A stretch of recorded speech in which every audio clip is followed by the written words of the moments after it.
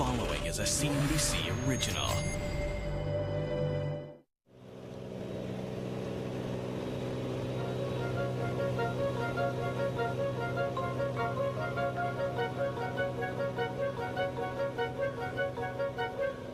High above the coast of Maine, a single-prop Cessna is headed 23 miles out to sea. It's bound for Matinicus, the most remote inhabited island on the Atlantic seaboard. Amazon has extended its reach so completely into the fabric of American life, it's even made it here. Beyond that island, the nearest land is Portugal. Yes, it is remote. That's why we like it. George and Robin Tarkelson are among the 20 or so hardy souls who call this frigid rock home. Matinicus is a throwback to the American frontier, minus the general store. So to keep them connected to civilization, the Tarkelsons get as many as 3 Amazon deliveries a week. The printer came from Amazon, computer speakers here and here, yoga mat, this Kindle, the radio, a lot of the CDs, TV came from Amazon, the backrest came from Amazon. Amazon is everywhere, even in the middle of nowhere. Well, we're completely off the grid. We don't have any lines coming down to our house. We generate all our own power. It's roughing it, except for this cable snaking into the woods, their lifeline to Amazon. There's almost nothing the Tarkelsons need that Amazon can't send them. You know, there's got to be a catch. There's no way that a washer machine is going to make it out here. And he ordered it, and he said, no, it's going to be coming. It came 2 days later. They may be off the grid, but the Tarkelsons are right in step with the rest of us. Amazon has more than 240 million customers. Here in the U.S., that's 6 of every 10 adults who use the internet. Today, the Amazon empire is at the very heart of the economy. A retail megastore, bookseller, entertainment studio, music service, and grocery store on track to bring in $90 billion a year in revenue. And it's all the creation of this man, Jeff Bezos, a driven, hyper-rational entrepreneur who has staked a claim on almost everything we buy. His most recent venture? I can't wait for you to get your own hands on it and look at it. An Amazon smartphone. Just the latest gambit from someone who has defied expectations from the very beginning. It was 1994. No broadband. No Wi-Fi, just a new thing called the internet. I found this fact on a website that the web was growing at 2,300% a year. At 30, Bezos was working for a New York hedge fund that was looking for commercial opportunities. The idea that sort of entranced me was this idea of building a bookstore online. Americans were spending $19 billion a year on books. His store would not be limited by shelf space. It was very clear to me when I thought about it that way that starting this company to sell books on the web, if I didn't try it, I knew I would always regret that. He was very explicit from the beginning that he thought there was an e-commerce gold rush going on.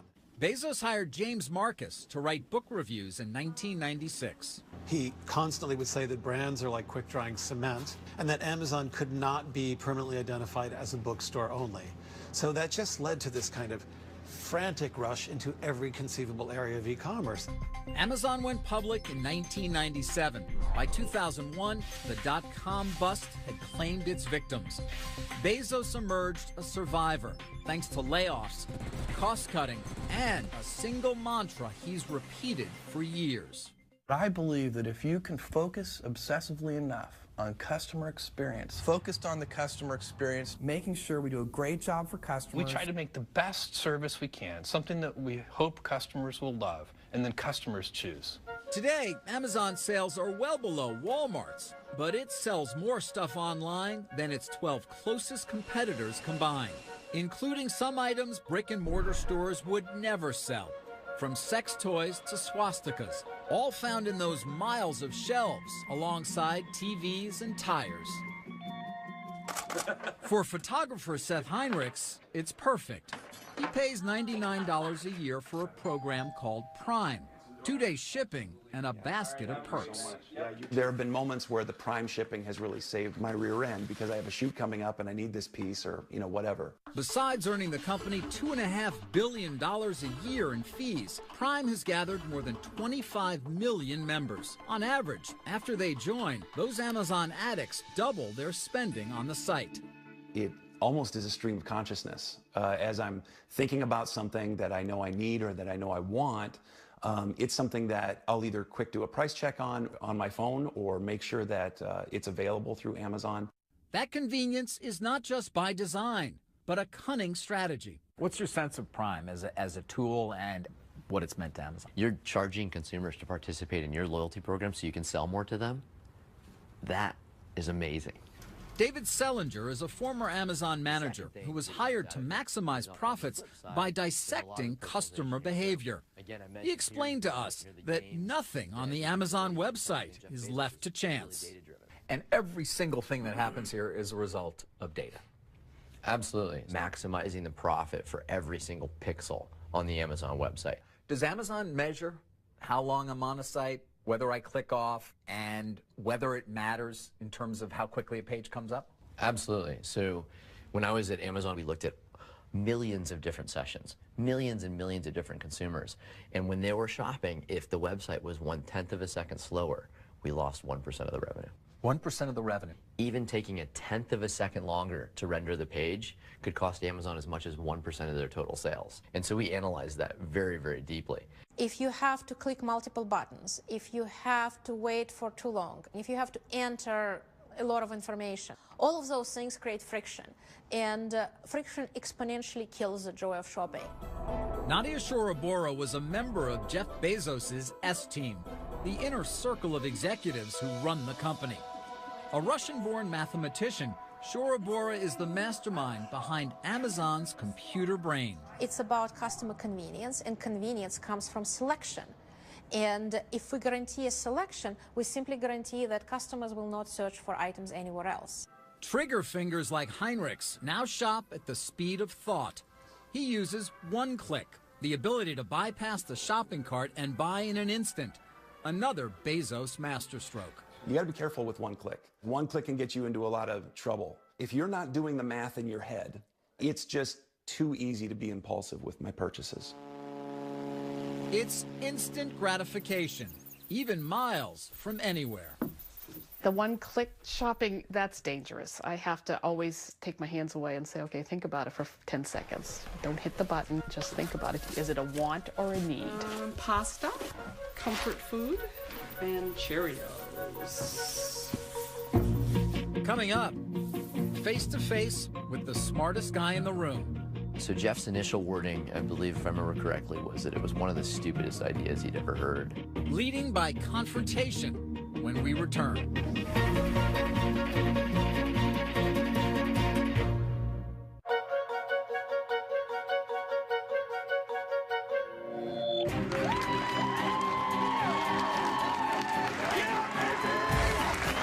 Behind one of the most ambitious companies in the world is a man who is at once famous, but not well known.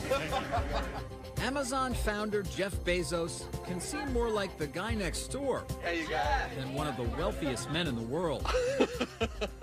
There's the casual demeanor, the goofy personality, and that laugh that even he admits is unmistakable. I can't help but laugh. There was a time when my brother and sister would not go see a movie with me. It was too embarrassing. So I'm long used to this kind of abuse. Hey, Carl.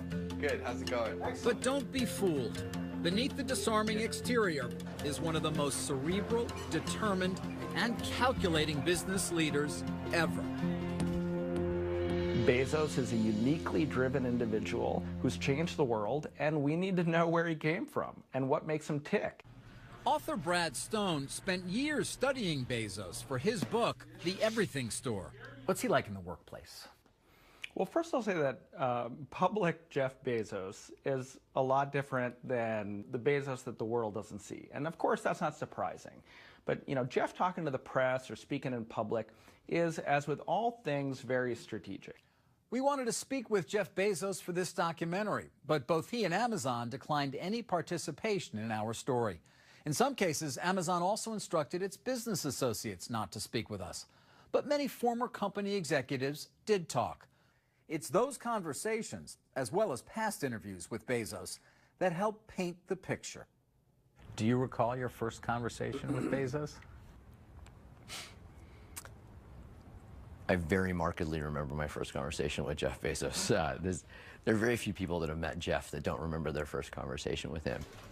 David Selinger joined Amazon as a data mining expert in 2003 and today runs his own research firm. I felt somewhat intellectually intimidated by him, to be honest with you. He was just so smart and so driven and so confident in himself that sometimes it felt like I was getting squished out of the room. One of Selinger's proposals was to sell advertising on the Amazon homepage, but Bezos wasn't buying it. Yeah, so Jeff's initial wording, I believe, if I remember correctly, was that it was one of the stupidest ideas he'd ever heard. I think he was being subtle in that. And so my team actually built a model that was able to predict how much profit we would generate from it and whether it would affect consumers negatively. So he takes a look at it, and then he's perhaps more of a believer, or at least willing to take a shot. What I really respect about Jeff in that moment, this is probably the seminal moment in my career, to be totally frank with you. The seminal moment in your career? Absolutely. Why? Because you're sitting across from a billionaire, and the billionaire tells you that he thinks your idea is stupid, but he's still willing to do it. How often have we had a chance to do that any time in our lives? To turn and sway the tide of somebody smarter, more experienced, and certainly more powerful than we are. On an overcast Seattle afternoon, we spoke with two former Amazon executives. So this was about 2000 is when we actually moved into this building. Okay. John Rossman and Randy Miller. Jeff Bezos a tough guy to work for? He has a low tolerance for thinking small, acting small, or not being extremely sharp.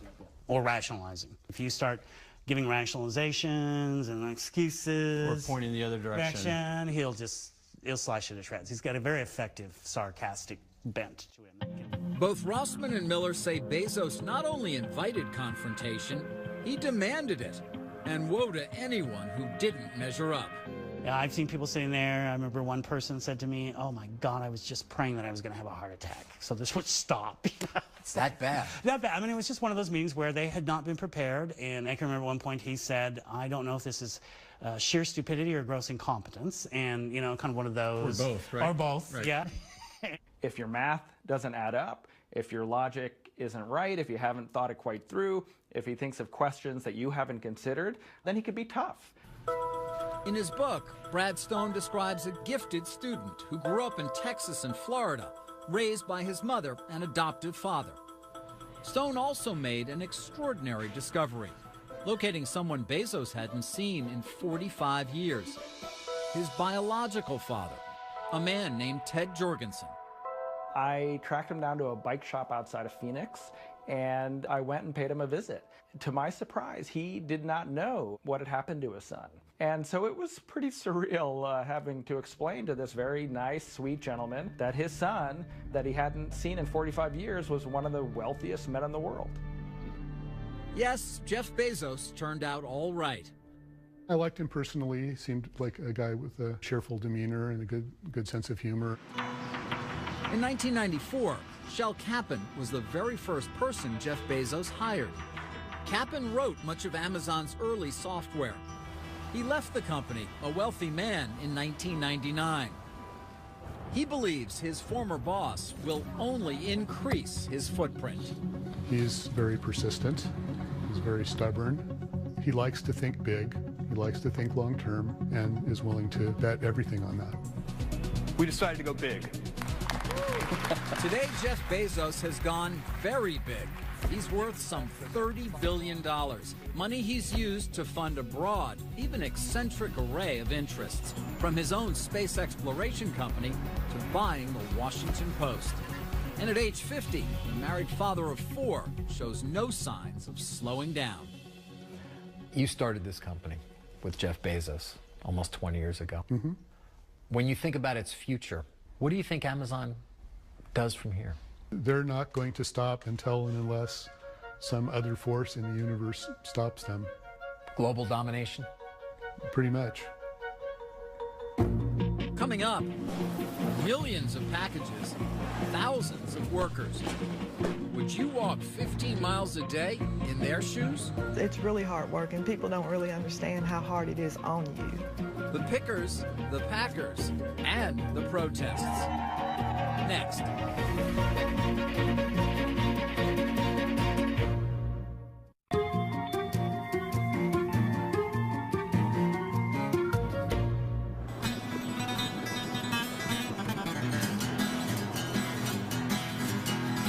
If you're wondering how those Amazon packages get to you so quickly and who's behind it, you can start with a visit to a town like Campbellsville, Kentucky. Population 11,000. It's a place where you can find Amazon workers in the pews and at the pulpit. Amazon is a great force here in the community.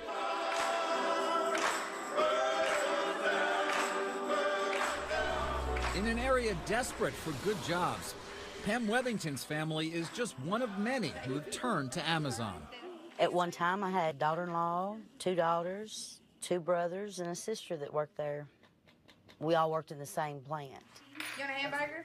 Like many in the post-recession economy, Dana Wethington says $12.50 an hour is a godsend. When I first started working at Amazon, I had a 6-month-old, I guess. It gave me insurance for him, put food on the table for him. Amazon is a good job. And it's a job performed so seamlessly, customers give it little thought.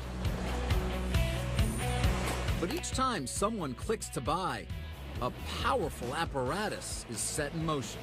Amazon's fulfillment center looks chaotic and it looks random, but it's actually highly orchestrated. Author and journalist Brad Stone has covered Amazon for 15 years. The conductor of the symphony is software in the cloud that's basically optimized the whole system to be as productive as possible.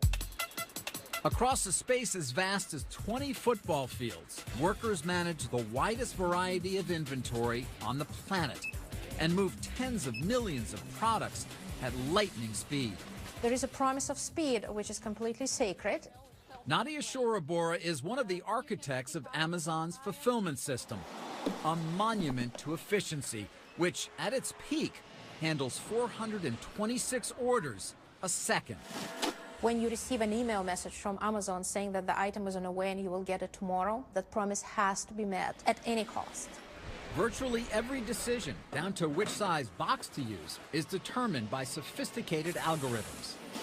Every associate move, every move of every item, every box flowing, every tote arriving, all of it is run and coordinated by one computer brain, which runs that fulfillment center. But for all its cutting-edge technology, Amazon fulfillment still falls on the backs of tens of thousands of workers performing manual labor. Dozens of former workers we spoke to describe an unforgiving pace and say too often speed and productivity mattered more than their well-being. I saw people last anywhere from a few days to maybe a month. Pickers like Stephen Abedili walk 15 miles or more each day to retrieve as many as 200 items an hour. A handheld device dictates every move and counts down tasks to the second. It would say I need to be in aisle 54, get this item, and then suddenly you're going to aisle 72 and you have 10 seconds. Abedili struggled to keep up and, like many, was eventually let go. I would get out of work, get home, and sit on the couch, and my body would just quit on me right then. You're a guy in your early 20s. Yeah. And you're still wiped out. I was dead at the end of the day. The job also took its toll on Kay Johnson, a top performer who often packed more than 1,800 items a day. She left the company after 7 years and won a workers' compensation claim against it. My knees, my back, my hands, they're never going to be the same anymore. All because of Amazon, you know. But others had a good experience. I love the job. Loved the job. I loved being with the people. I mean, Doc Kane was a manager in Pennsylvania. He says the demands on workers are all in service to the customer. If things are slow in pick, it slows down pack, which slows down everything going out the door, which means you don't get your prime order on time. Warehouse work anywhere can be grueling. But a drumbeat of protests, lawsuits, and investigative reports in the U.S. and abroad have brought attention to labor issues here and raised questions about how hard Amazon pushes its employees. You heard the ambulance called all the time. People were passing out from the heat and, having trouble breathing. Dana Wethington and other former employees describe a corporate taskmaster that demanded workers meet strict productivity goals no matter what. They want you to make 100% regardless. And with the heat, it's so much harder to make it. It's excruciating at times. In Kentucky and Pennsylvania, workers collapsed from heat exhaustion. After those incidents came to light, Amazon took steps to assure its fulfillment centers have air conditioning. But we also heard claims from workers of mandatory overtime, breaks that were hardly breaks, and an obsessive scrutiny of every move. I feel like Amazon was a prison. Andrea Burris has worked other factory jobs. She says Amazon was different. You had a set time you could go to the bathroom. If you wasn't out of the bathroom within that time period, then they were looking for you. You could not stop if you were getting sick. You could not stop to get a drink of water without them questioning where you're at. We asked Amazon about conditions in its fulfillment centers. Company officials wouldn't speak to us on camera, but in a statement pointed to Amazon's strong safety record compared to others in its industry. They did not address claims of unrealistic performance demands. The number of items they pick per hour, the number of steps they take, it's measured. And when they're not as productive as their colleagues, they're put on alert. There's a line of other people in a lot of these communities waiting to take jobs. They're almost like robots, except they're obviously human beings. They're doing work that robots can't do. If they could, Amazon would probably eagerly replace their physical labor in their fulfillment centers with robots.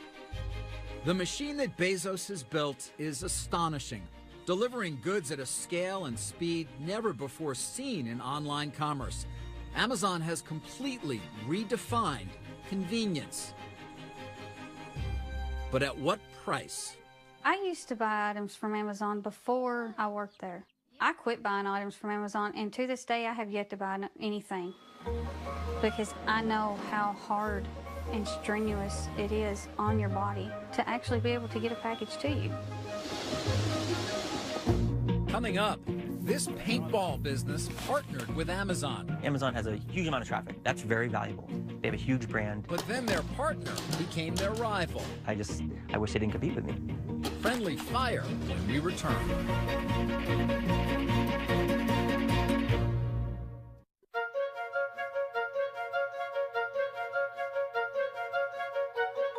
There you go, guys. Grab goggles, gentlemen, guns, air. Have fun. In paintball, you've got to stay on your toes and know your allies from your adversaries. You blue or purple? Stephen Herbert says it's the same doing business with Amazon. In terms of Amazon, do you sell to Amazon? He and his father, Steve, run 2 stores in New England called X-Fire Paintball. Let me grab this one out of your hand. They've been in business for 15 years, but lately they've gotten a lot busier, thanks to Amazon. Amazon offers an awful lot. They offer a great marketplace. Their name is well known, so they have a lot of advantages for us. In 2012, they started selling their products on the site, right alongside Amazon's own inventory, reaching an audience beyond their wildest dreams. If the 2 stores represented 100% of your sales 18 months ago, before you started on Amazon, where is it now? We've got to be quadruple that. So your sales have gone up enormously. Oh, yeah. But also that sounds like good news, but the Herberts aren't celebrating. That's because once they started selling on Amazon, they noticed a disturbing pattern. We might put out 100 products. Let's say 50 of them do well. Amazon sees that because they have access to our sales, and they will buy that product directly from the manufacturer and sell that, taking us out of the picture. The Herberts say Amazon was doing something a business partner shouldn't, poaching their sales. Some products are winners, some products are losers. Amazon watches and they see the sales data and they pick the winners. And then they go to my suppliers and try to buy it from the suppliers directly. So as soon as they say, I want that product, I lose all my sales and I'm stuck with this inventory that I can't sell. That sounds like a reason not to do business with Amazon. It certainly gives us second thought. Today, more than 2 million independent sellers do business on Amazon, accounting for as much as 40% of everything Amazon sells. It's that network that helps make such a huge selection possible. In exchange, Amazon charges sellers a fee, commonly 15% off the top. For an additional amount, Amazon will even store their goods and handle the shipping. Author Brad Stone says many sellers find it all irresistible. You get access to a fire hose of customers, 200 million plus customers with credit cards stored who are ready to buy. It is a deal with the devil in some ways, isn't it? Well, I think you probably get more benefit selling on Amazon than you would doing a deal with the devil. But it's funny because employees I talk to at Amazon describe it as kind of offering heroin to these customers. Like it's an addictive hit. The sales are great and your business starts to depend on it. But over the long term, it can be destructive because Amazon guts your margins and often competes with you. In a statement, Amazon told us its own retail business does not have direct access to the data from other merchants selling on its site. But it says it will seek out its own supply of a product and sell it directly if there is customer demand. We wanted to know more, so we spoke with more than 100 independent businesses across the country who sell on Amazon. Many said the arrangement is only a plus. But some 24 of them told us Amazon had undercut their sales by striking separate deals with their suppliers. Former Amazon executives John Rossman and Randy Miller are familiar with claims like that. From a startup, is it going to make it? Rossman, who left in 2005, was one of the chief designers of Amazon's third-party business. We've talked to a number of the merchants who sell on Amazon, and in particular, they share the same sentiment, which is, I have a best-selling product, and suddenly I find, not long after that, Amazon has sourced the manufacturer and is selling against me. Right. And they don't understand why Amazon's doing that. Yeah, I mean, that is the playbook. What do you mean when you say the playbook? I think the playbook of how to enter a business, learn the business, figure out where there's value and opportunity in the business, and then as they learn what works and what doesn't work, they start picking off the best part of those businesses. The rule of the playbook is either you're getting it or I'm getting it, and we would prefer to get it. Were they one of your biggest customers? Oh, absolutely, yes. Amazon was one of your biggest customers? Top 5 customer, absolutely, yes. Renee Arnold knows all about the hazards of doing business with Amazon, not as a third-party seller, but as a supplier. And it's better to have a sharp knife than a dull knife. Arnold is the North American CEO of Wusthof Trident, a German manufacturer of premium kitchen knives. Chefs worldwide love Wustof's fine cutlery. In 2002, Wusthof decided to sell inventory to Amazon just as it would to any retailer. It's amazing. They were really just buying, and we were shipping. I mean, that's all you want. They paid their bills on time, of course, have no problems with them. They were ordering, we were selling. Arnold says the problem came when Amazon started selling Wustof's knives below its minimum advertised price, a base level Wusthof sets to avoid cheapening the brand. Amazon was riding on our brand name and taking business away from our existing distribution. So in order to protect our general distribution, we decided to pull out of Amazon. You will not go back to Amazon. You're done. Done with Amazon, yes. What's the price point on it? Wusthof may be done, but scores of other suppliers and more than 2 million merchants swear by Amazon when they're not swearing at it. Amazon has a huge amount of traffic. That's very valuable. They have a huge brand. They're a reliable brand. I don't mean to diminish that. Like I said before, I wish they didn't compete with me. I don't understand why their 15% isn't enough to be enough for them. Some of those third-party merchants say, oh, they're taking 15%. It's a great business for them. Why are they competing with me when they could just be doing that at no cost? Because they can. Because that's their nature. That's their nature, right. Coming up, this battle is one for the books. Do you worry at all about retribution from Amazon for speaking out against them? Sure. Yeah, I do. The plot thickens when we return.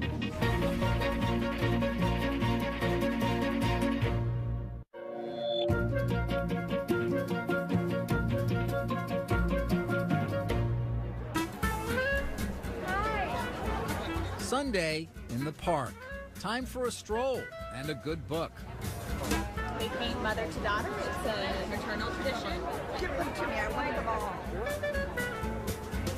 But don't be fooled by the veneer of civility. Amid the paperbacks and pulp fiction, a war of words is being waged between the biggest names in publishing and Amazon, the book-selling behemoth that has turned the industry on its head. They control the marketplace. They're the big guy. They're the big kid on the block. You can't piss them off. They're a huge gorilla. For publishers Dennis Johnson and David Gadeen, book fairs like this one are a battleground. We have people who come here with their cell phones and they'll scan the barcode of the book and they'll compare the price I'm charging to what they could get it for at Amazon, and they'll walk away. Amazon accounts for a third of both Gadeen and Johnson's sales. When you get together with other publishers, do you guys talk a lot about dealing with Amazon? Is that a subject? We do. At his Melville House imprint in Brooklyn, Johnson told us what happened when he crossed the online giant. We were asked to pay additional money, which would have put them getting a total discount beyond what we thought was not only workable for us, but legal. So we protested and refused to pay it. And what happened? Our books were pulled off of Amazon until we did pay it. And you continue to pay it, I guess, to this day? Yes, we haven't really disputed that since then. We can't afford not to have our books on Amazon. It's no longer just the talk of the industry. The battle has spilled onto the front pages. Well, I'll tell you what, Amazon, I have got a little package for you right here. When Amazon made it harder to buy books from the publisher Hachette, one of its authors, Stephen Colbert, let him have it. Wait a second. Here it is. So watch out, Bezos, because this means war. Amazon is bombing the cities. They're attacking, and the publishers are just kind of sitting back there and being shelled and going, what can we do? James Patterson is among the best-selling writers of all time. I have an idea pile here somewhere. I don't know and one of Hachette's biggest guns. I think books are important. Stephen King thinks books are important. J.K. Rowling thinks books are important, which is why all of those people are speaking up now and going, hey, Amazon, please, this is not the toilet paper industry. These are books. Are your sales going to be hurt as a result of this dispute? Absolutely. They are being hurt right now, of course. And there's a lot more to come? One would think that they're not just attacking Hachette. You got to believe that Random House and Simon & Schuster and whatever are next. We need to think about this because they are so powerful. Amazon told us that, like all retailers, it has a right to choose what inventory it stocks and on what terms. It also said it's working hard to come to a resolution with Hachette, and that when it negotiates with suppliers, it does so on behalf of customers to keep service and value high. It's just the latest controversy for a company whose growth has been dramatic. Amazon now controls more than a third of the book industry. Amazon was determined to gain market share from the beginning with loss leader pricing. James Marcus, who joined Amazon in the early days, said it's always been willing to forego profits to win customers. Right in the beginning when I was there, they kind of controversially began discounting New York Times bestsellers at 50%. Now, I think what a lot of people don't realize is that at that price, Amazon was losing money on every single one of those books. Losing money, but gaining power. After gutting brick-and-mortar retailers, publishers say Amazon can now strong-arm them for deeper discounts. You got two of the best in that series. Well, they're a very thuggish company. They don't take no for an answer. It's their way or the highway. And that's why people are afraid of them. Retail is a contact sport. So no, I think there were a lot of concerns in publishing. Obviously, as we got bigger, other sellers got smaller. Former Amazon executive Randy Miller left the company in 2006. He acknowledges that Amazon bullied publishers and makes no apologies. Well, the power went to Amazon, didn't it, to a certain extent? Yes, it did. And Amazon always seems to press its advantage. Yeah, well, that's the handbook. It's rule number 2, I think. Press your advantage. And he did. When publishers balked at giving Amazon ever deeper discounts, Miller buried their titles on the website, ensuring their sales and ranking would plummet. It was called Pay to Play. Obviously, legal after a while said, that name is not very good. Let's call it vendor realignment. Another Amazon program invoked the law of the jungle. Miller says it was called Cheetah. Jeff's story was, cheetahs never go after the strongest person in the herd. They look for the weakest one in the herd, and that's who they go for. So if you're really going to take vendor realignment to its next level, target the weakest first, because they're going to probably fold more quickly. Although it doesn't seem a particularly great way to term things. No, but honest. you can visualize it. You can visualize it, right? You can see it, without a doubt. I know it's Wild Kingdom in your head, right? You can see the cheetah running right after the poor publisher. But what's bad for publishers can be good for readers. A huge assortment at your fingertips. Got the Kindle store, millions of books to choose from, by far the largest ebook store in the world. As the book wars rage on, Amazon's supremacy has propelled the company into the business of devices. First, the Kindle e-reader, then the Kindle Fire tablet, and now the Amazon phone. I think you'll be unsurprised to learn that we lavished attention on this phone for reading. Today, Amazon customers feast on not just ebooks, but movies, music, and games. Born a bookseller, Amazon is now competing with tech giants like Apple and Google to create and distribute a world of content. All part of the infinite marketplace Bezos imagined years ago. He never thought, I'm going to just have the greatest bookstore on earth. It was cunningly chosen as a point of entry. He always envisioned this sort of planetary commercial empire, and that is what he has. Coming up, sales growing by the billions. So where are the profits? In fact, it is probably one of the least profitable retailers in the world. Waiting for Amazon's payoff when we return.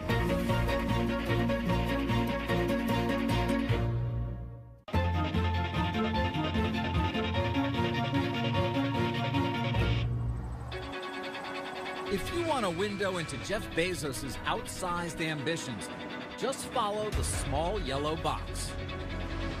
When Amazon revealed the idea of delivery by drones, it was widely considered a PR stunt.